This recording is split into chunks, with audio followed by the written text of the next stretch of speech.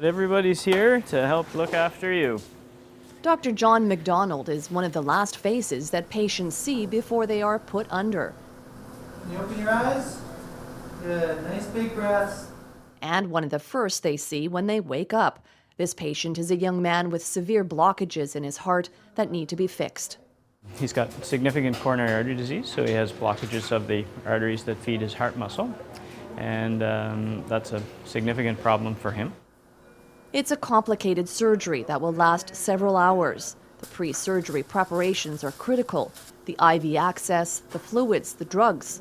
With any procedure, especially cardiac surgery, there is always the risk of an emergency. When those emergencies happen, they are life and death type of emergencies, so it's things that you have to respond to very, very quickly. Just as important as the physical preparations for surgery are the psychological ones. So you're the guy that's going to be putting me under? I am, yeah. I'm just going through your chart. John Macdonald. I'm one of the anesthesia doctors.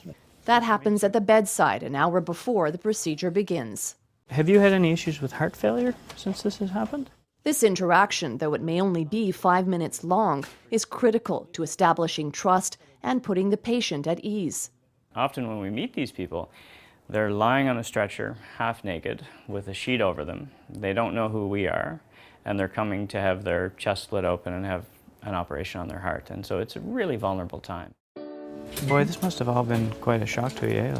His bedside manner is gentle and soothing, a stark contrast to the war zone in which he worked just before coming here. For 3 tours of duty, Lieutenant Commander Dr. John Macdonald was the anesthesiologist and critical care doctor with the Canadian Forces trauma team in Kandahar. He had also worked on peacekeeping missions in the Golan Heights, Bosnia, and Africa.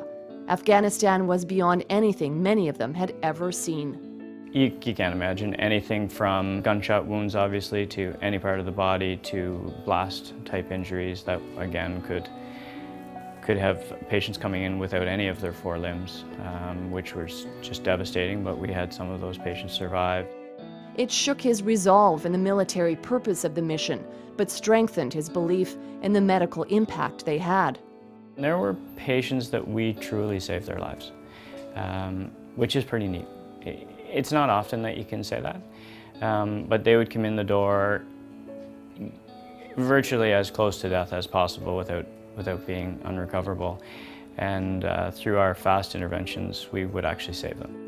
Dr. Macdonald is now retired from the military, but sees parallels between his time in Afghanistan and his current position here at the Heart Institute. He values the camaraderie of his colleagues and thrives on the critical nature of his work. It's very rewarding because, again, you're truly seeing people at a very critical, severe stage of their life, and you're helping them through that. A doctor, a soldier, and a father of 4 kids, including 18-month-old twins. Dr. John Macdonald is a man with many missions, content on where his life is headed. This is where I think I'm going to be staying. All right, let's bring him in. Get the show on the road.